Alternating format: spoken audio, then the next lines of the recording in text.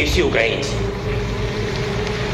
Не існує більших чи менших, правильних чи неправильних. У Львові, Харкові, у Донецьку, в Дніпрі і в Одесі. Ми всі українці.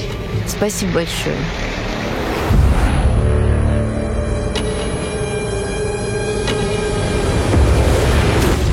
Розмовляй українською! Європейська країна починається з кожного. Так, ми обрали шлях до Європи. І це наша спільна мрія.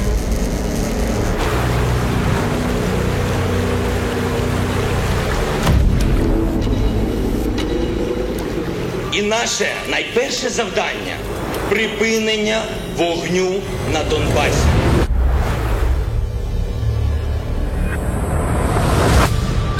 Не буває сильної армії там, де влада не поважає людей, які віддають життя за країну кожного дня.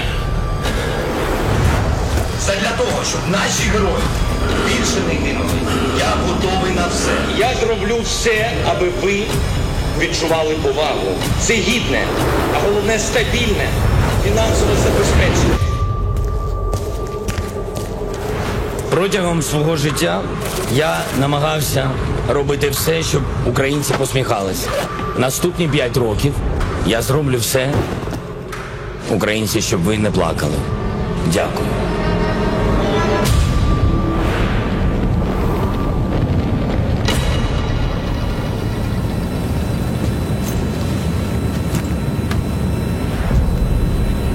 Валимо звідси.